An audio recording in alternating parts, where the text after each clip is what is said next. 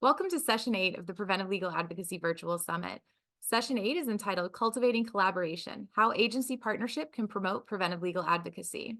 We've had a couple of changes to the panel for this session since we first sent out the agenda, but joining us today is Sarah Cook, Director of Policy and Legal Services at Dependency Advocacy Center in California.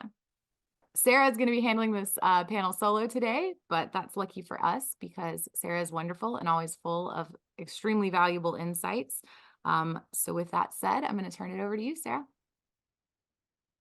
Thank you so much, Emily. As Emily mentioned, I am Sarah Cook, and I am the Director of Policy and Legal Services at Dependency Advocacy Center in San Jose, California. I am also the interim manager of one of our prevention programs here, First Call for Families. And in my previous role, I was the managing attorney for our other prevention program, Corridor. Maria Griglio was going to be joining us today as well from Family Support and Advocacy Center, which is a program of the Children's Law Center. I've included some information regarding the program in these slides today, and I'm going to share some insights that she provided me. Maria, unfortunately, was unable to join us due to a family emergency. But I am looking forward to letting you guys know about some of the really innovative things that they're doing and some of the insights she had with respect to collaboration. So first, I just wanted to provide a little overview of where we're going to be going today. I'll begin by providing a background on some of the legal services programs that have been developed in California, with a focus on the programs that we have developed here at Dependency Advocacy Center, my organization, and also with reference to Family Support and Advocacy Center through Children's Law Center, which is the program that Maria manages. I'll discuss the benefits and the challenges of agency collaboration. And by agency, I know depending on your jurisdiction, sometimes we refer to the child welfare, the local county child welfare agency as an agency, and sometimes we refer to it as the department. I may use the terms interchangeably, but just for reference purposes, please do note that that is what I am talking about when we speak of collaboration with an agency or a department. We're talking about the local county welfare agency. So we're going to be talking a bit about the benefits and challenges of agency collaboration for preventative legal advocacy programs. I'll identify some of the lessons I've learned regarding cultivating collaboration with the agency, and I'll define as what I see as being necessary conditions for a fruitful agency collaboration, and then explore some implications and ideas moving forward. Over the course of this talk, you will hear about the ever-shifting landscape of the work that we do in this field of prevention and the nature of child welfare practices in general.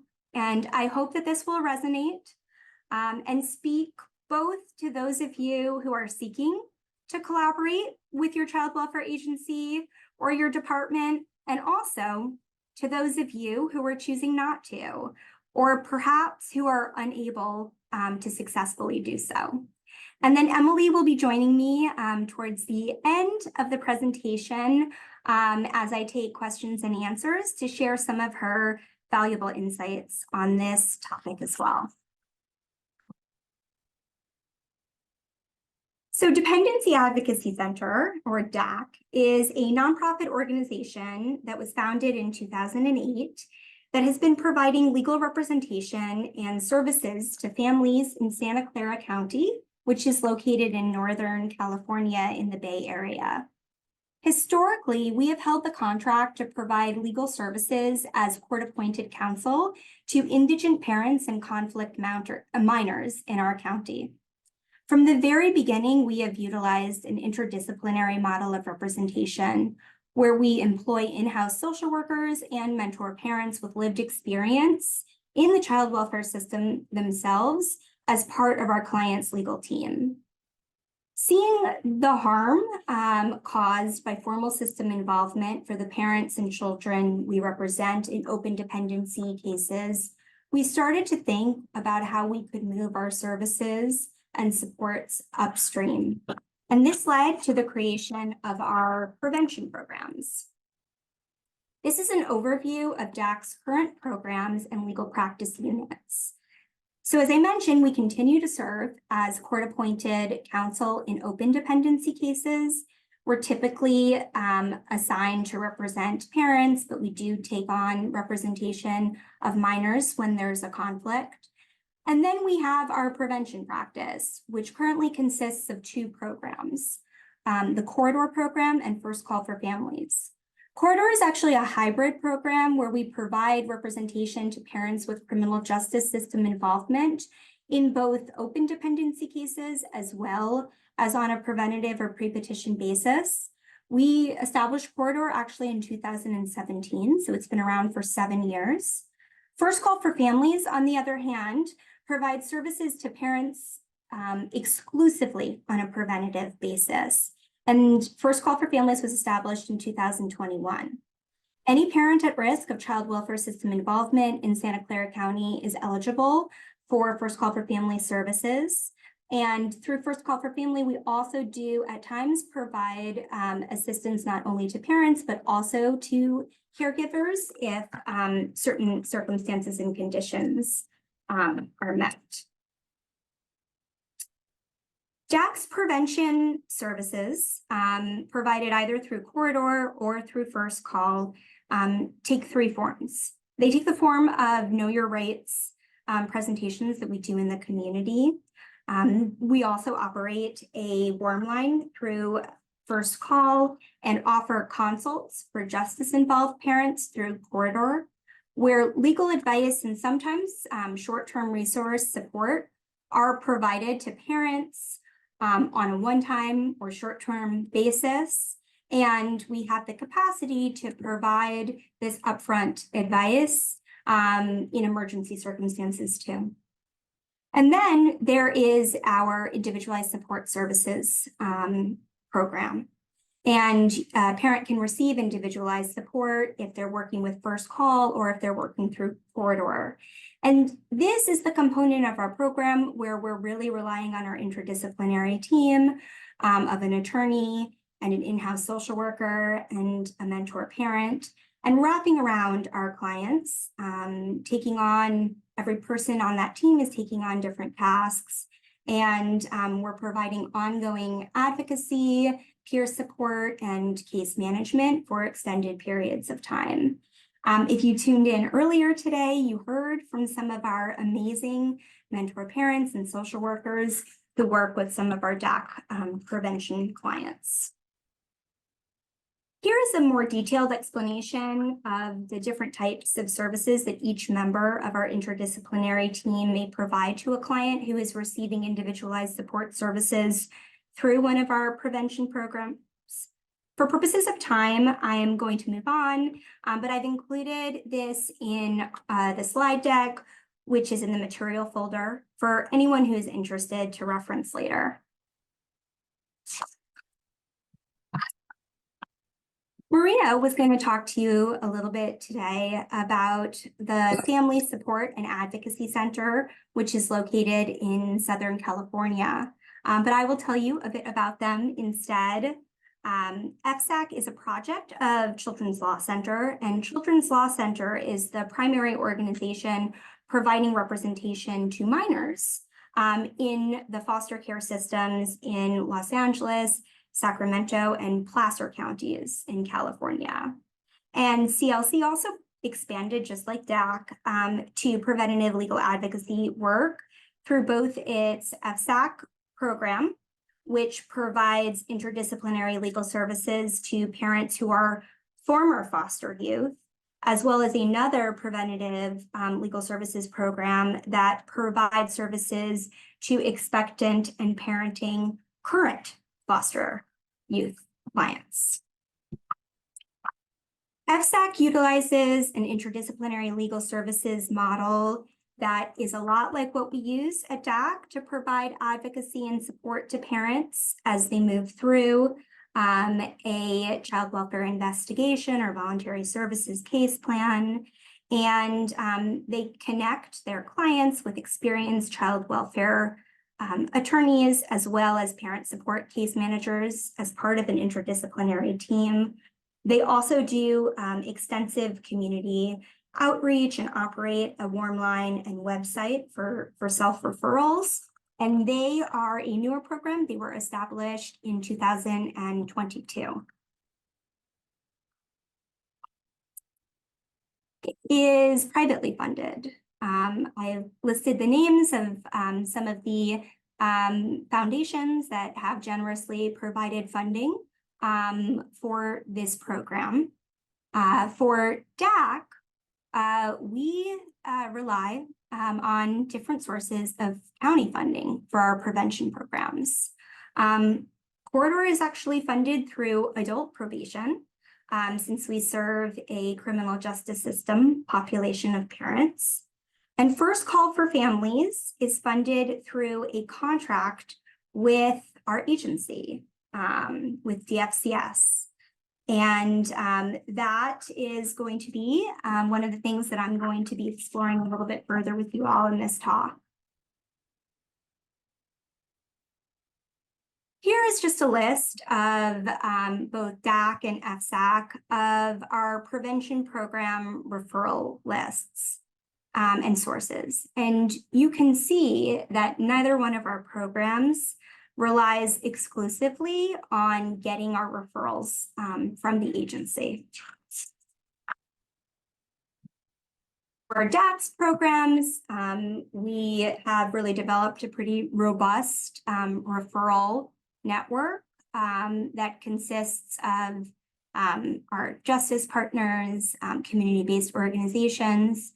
We've partnered with different healthcare providers, including a local clinic that sees a lot of pregnant and expectant mothers as a way to connect with clients who could potentially benefit from our resources. So now, scanning out a bit, what are some of the benefits that can come when your preventative legal advocacy program has a robust collaboration with the county child welfare agency? One major benefit that DAC has benefited from directly is funding. For us, for DAC, we would not be able to provide the level of services that we are currently able to provide in our community on a preventative basis if it were not for the different sources of county funding that we have for our program, and specifically the funding that we receive from the agency for the First Call program. First Call is fully funded by DFCS, and that funded both a pilot as well as a subsequent contract after the pilot year. And our agency collaboration with DAC has also enabled us to not just get funding, but also have access to data from the agency. Specifically, our contract with the agency has an agreement to share subsequent substantiated maltreatment reports and sustained petitions for the families that we're serving in our prevention programs for up to 6 months after we close them out. And this is a really important metric for program evaluation purposes that, again, we have access to as part of our collaboration with the county agency. Maria shared with us that FSAC is hoping to get some child welfare data from their agency in Los Angeles. This is not a for sure thing yet, but this is something that they are actively pursuing, and they're working with a third-party contractor to conduct a randomized study of program effectiveness, looking at similarly situated individuals who do not receive services through FSAC. So I think it's really interesting and very promising. And I know that in this cohort, we've talked a bunch about data and about how valuable being able to do some randomized controlled studies are. So I'm really hoping for FSAC that they're able to get that data ask from the department. Another benefit of collaborating with your county child welfare agency is having a consistent pipeline of referrals. At DAC, we started Corridor in 2017, and the funding for Corridor came through probation. It did not come from the agency. And while the agency was aware of the resources that we were trying to make available to parents upstream and on a preventative basis, Corridor did not have the direct relationship with the agency that we later developed with First Call. And it was a lot harder to get connected with parents who could really benefit from our help. Those who were truly on the verge of child welfare system entry. With First Call, the agency did an entire rollout with the program and its frontline workers. The First Call staff met every emergency response team. I've told them on multiple occasions about their program and how to refer clients to our program. And it really helped spread the word to parents who were having that direct contact with the department, either under investigation or receiving some sort of non-court services.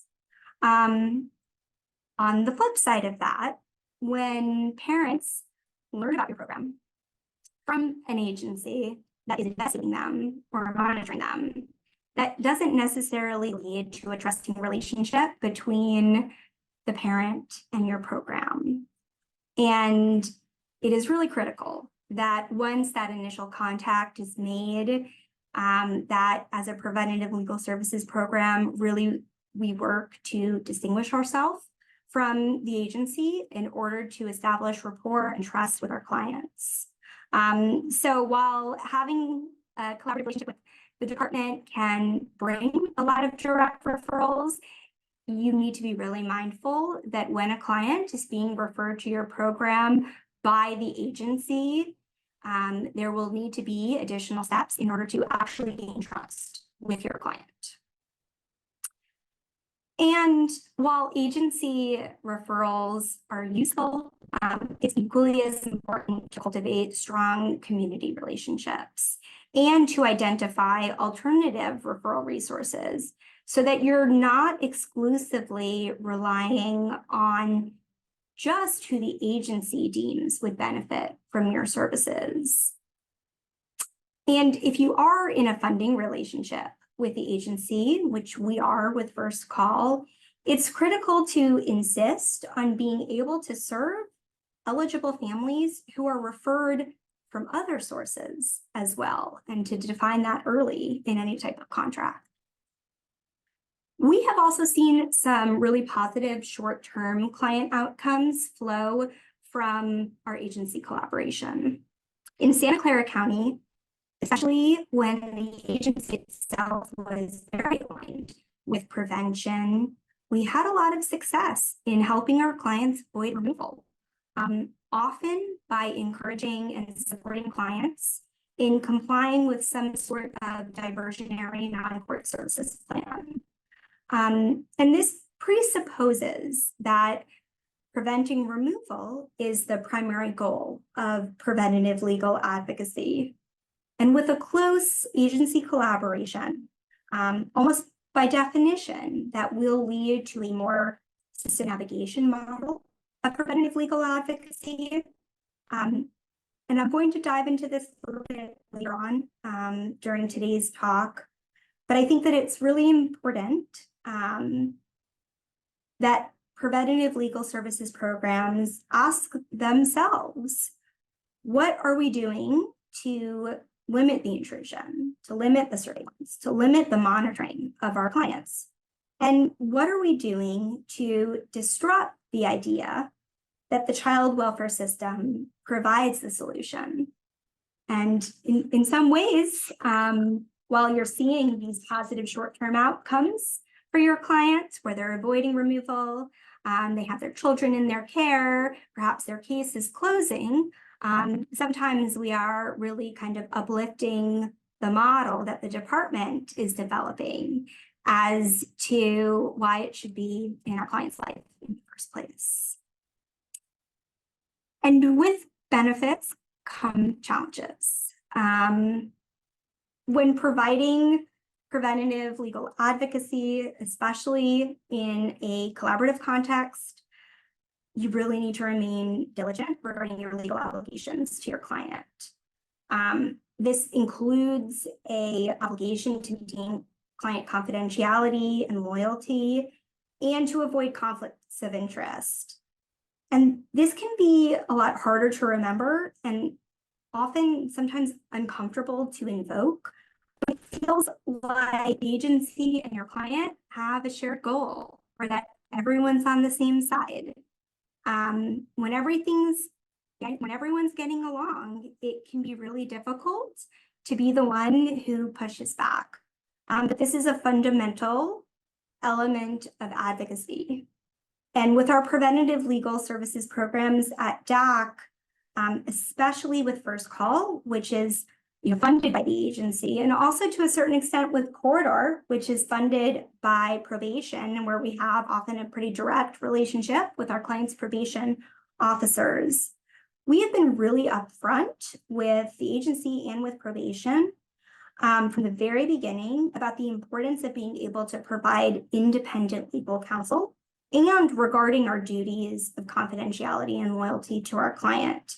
If these expectations don't exist initially, it's really going to lead to problems down the road. And we also decide which cases we will take based on our own internal case acceptance criteria. And that has been met by resistance at sometimes from the department, from our agency. But we've tried very hard to hold firm. We've tried to remind them of the expectation that we set to be the one who's making the call regarding the legal services that we're providing to our client and the advice that we're giving. And thus far, holding firm has not been problematic in terms of us being able to get continued funding for our prevention programs. But I think that there is always a question in the back of our minds. And when there is a funding relationship between a preventative legal advocacy program and the agency, questions like that will always be in the back of your mind to a certain extent. And I don't think that it really compromises your integrity as a preventative legal services organization or provider to have those considerations. The real question that you need to ask yourself is whether you're failing to zealously represent your clients because of your funding relationship with the agency. We have found that even when there is really good collaboration at the top of the department or the agency and a preventative legal services program, that does not always mean that it trickles down. It's not easy to be a child welfare worker. And in my experience, sometimes the social workers who have been at the department, and especially those who have been in the field as opposed to those who are in management for the longest, can be the most resistant to prevention. They can be the most resistant to change, the most resistant to doing things differently. And I always like to assume best intentions, and I believe that most social workers go into the field of child welfare work because they care about children. And when you have routinely been put in a position where you're separating families, you have to convince yourself that that's the right thing to do. And doing things differently now with family preservation calls into question everything you've done in the past. And the mind resists that. It's natural. No one wants to acknowledge that they've been complicit in perpetuating harm, especially when they desire to protect and help people. So just because the agency management says that they want to focus on family preservation, I think it is really important to look at the agency's policies and practices and to make sure that they actually support prevention aligned in outcomes. You have to ask yourself who the agency is going to be making the calls when it comes to family engagement, making the calls when it comes to removal. How do those people value family preservation? Ripe conditions for collaboration at the top don't necessarily mean that the conditions for collaboration will exist on the ground for your preventative legal services program. Another major challenge in working with the department is that, unfortunately, the department can be very reactive to media and political pressure. We have seen that in our prevention practice, and we have seen a very dramatic and unfortunate shift in a very short period of time. In Santa Clara County, the agency overhauled its practices to focus on family engagement, prevention, and reasonable efforts to prevent removal over the last couple of years, really ramping up this dramatic practice shift in 2021. And its collaboration with DAC was only a part of a much broader practice shift within the agency. And as a result, by 2023, until roughly October, removals and petition filings were down 70% from historical averages over the past 10 years. It was truly a sea change. And our dependency judges started doing preliminary hearings and civil and probate court overflow matters because we just were not able to fill up the afternoon calendars with open dependency cases anymore. And then we had a very tragic child fatality where an infant died from a fentanyl overdose while in the care of a parent who was receiving non-court services through the department and who had been filtered through this new lens of focusing on family preservation.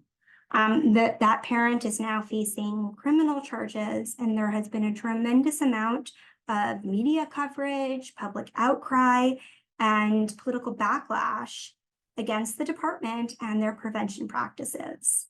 And within a matter of weeks, we've seen petition filings spiking.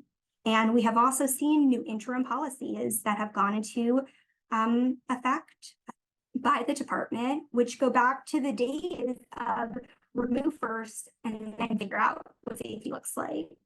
And it's really hard to see all the data and the lived experience, wisdom, and witnessing that we have regarding the harm of removal, which drove our agency to develop prevention practices in the first place, just completely being deprioritized again so easily. But this is the nature of the beast. This is the ever-shifting pendulum that is child welfare practice in our country. And at DAC, our programs have needed to adapt really quickly. We've had to change the advice we give clients during an investigation. We've had to change our approach from true prevention to much more of a pre-petition or pre-court legal service provider.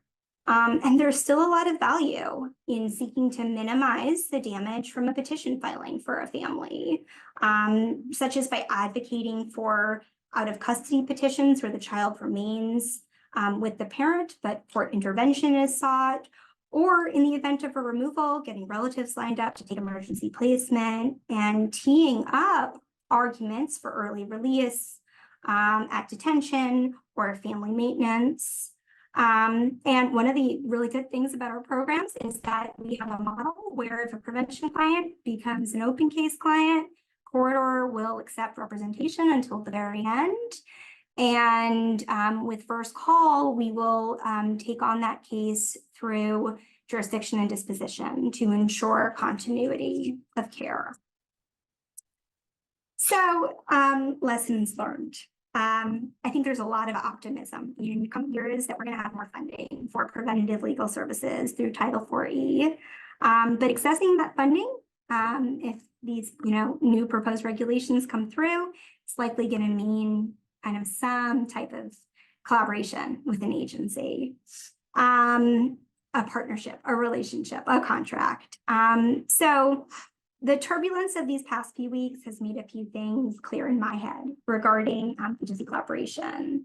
And so I just wanted to, put those on a slide and share those with you all to take and, put in your pocket.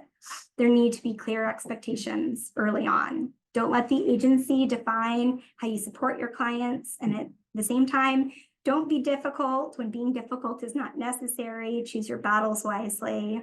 Demand open lines of communication, because without communication, there can be no collaboration.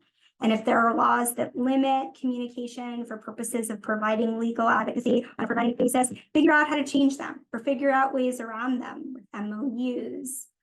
Identify shared goals. For a moment, we really had a great thing going in Santa Clara County because our prevention program and our agency had shared goals. To illustrate this, and I know that we want to go to Q&A pretty soon, but I really feel like this is important. I pulled from our department's 2022 annual report. And in that report, published by our agency, the department defined the following as key principles.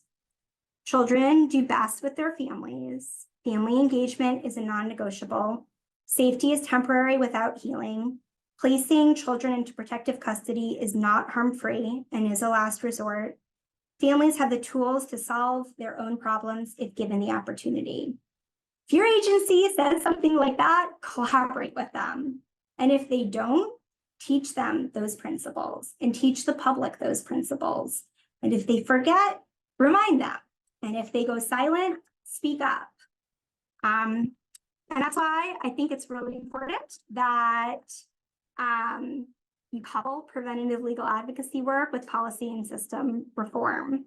I believe also that an agency collaboration can be kind of a foot in the door strategy where you get your funding, you get your referrals, you make some friends, you get some data, and some positive short-term outcomes, and you use that to justify some more diverse sources of funding and to expand your programs.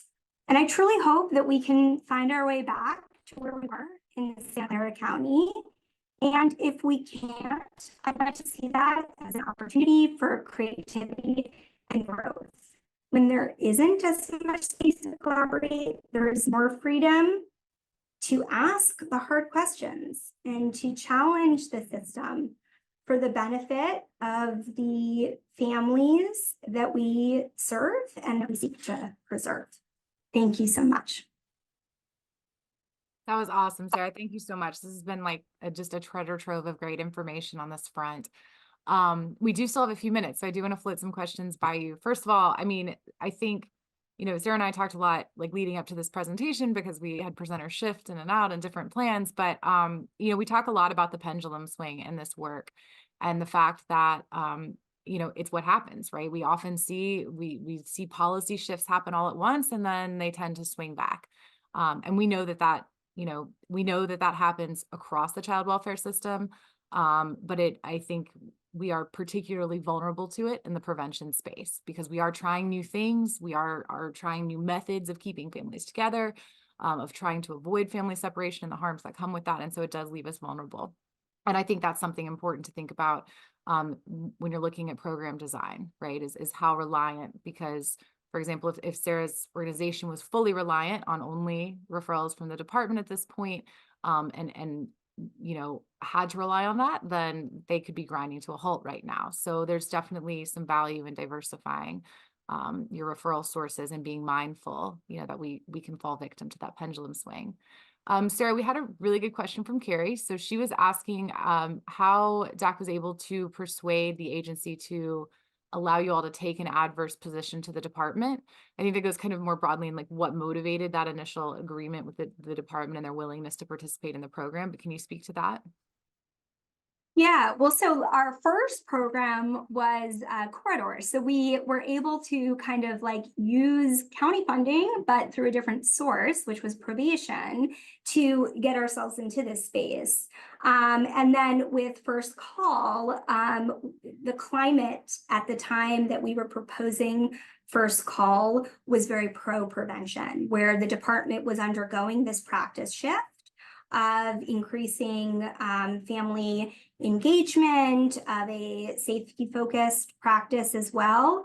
And so they were interested in contracting with us to provide preventative legal services, but they were also interested, and they have contracted with like cultural broker programs and other forms of community engagement.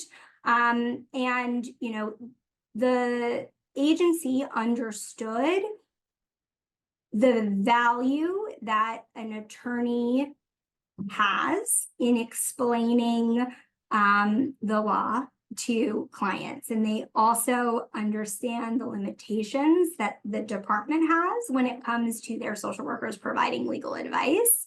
So I think they saw it as really being an opportunity to address what was like constantly coming up for their workers about someone needs to explain this to a parent and you're telling me that I can't explain it in this way. So I think that was part of the appeal. But especially when that's part of the appeal, you need to be really careful, right? That you're not just telling the client what like the social worker would like you to tell them. And it's management understood that, but like frontline workers don't always understand that. And so it's been important that when their issues have come up, we've been able to go kind of back to management and have that, discussion about who we are and, the importance of independent legal advocacy. And then things kind of get sorted and clarified. Sure. We had another question. So, excuse me, you spoke about the data gathering perspective with the agency and the agreement that was in place there. So Rob was wondering, does that come with obligations from the agency to share information with you all, or is it kind of a one-sided thing? Yeah.